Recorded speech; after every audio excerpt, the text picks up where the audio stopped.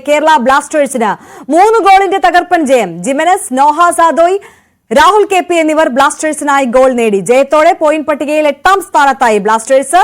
ഹരികൃഷ്ണൻ തുടരുന്നുണ്ട്. ഹരി, കളിയുടെ വിശദാംശങ്ങൾ എങ്ങനെയാണ്? മിന്നിച്ചോ കൊമ്പന്മാർ? കൊമ്പന്മാർ മിന്നിച്ചു എന്ന് പറയേണ്ടി വരും. 3 തുടർച്ചയായ തോൽവികൾ ബ്ലാസ്റ്റേഴ്സ് ആരാധകർ, അതായത് മഞ്ഞപ്പടയെ സംബന്ധിച്ചിടത്തോളം, മഞ്ഞപ്പടയുടെ ആരാധകരെ സംബന്ധിച്ചിടത്തോളം വലിയ നിരാശയായിരുന്നു.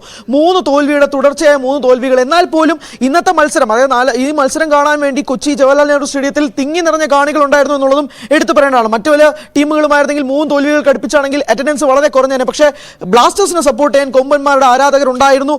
3 ഗോളിന്റെ തകർപ്പൻ ജയവും സമ്മാനിച്ചുകൊണ്ടാണ് ബ്ലാസ്റ്റേഴ്സ് ഹോം ഗ്രൗണ്ടിൽ നിന്നും വിട്ടത്. അത്രയധികം ഉണ്ടായിരുന്നു. പ്രത്യേകിച്ച് ജിമെനസിന്റെ ആയിക്കോട്ടെ, അല്ലെങ്കിൽ നോഹ സദൂരിയുടെയും KP രാഹുലിന്റെയും 3 ഗോളുകൾ, എണ്ണം പറഞ്ഞ 3 ഗോളുകളായിരുന്നു. ജിമെനസിന്റെ ഗോള് പ്രത്യേകിച്ച് ഞെട്ടിപ്പിക്കുന്നതായിരുന്നു.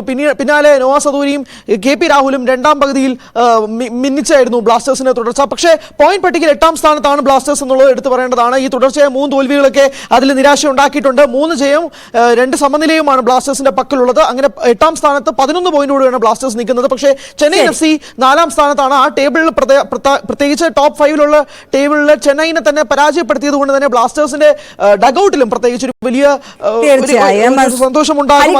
വിവരങ്ങൾ നൽകിയത്. എന്തായാലും ഇന്നത്തെ ചെന്നൈയിൻ FC-ക്കെതിരായ മത്സരത്തിൽ മിന്നിച്ചിരിക്കുകയാണ് കൊമ്പന്മാർ. ഈ വാർത്താ ബുള്ളറ്റിൻ പൂർണ്ണമാവുകയാണ്. നമസ്കാരം.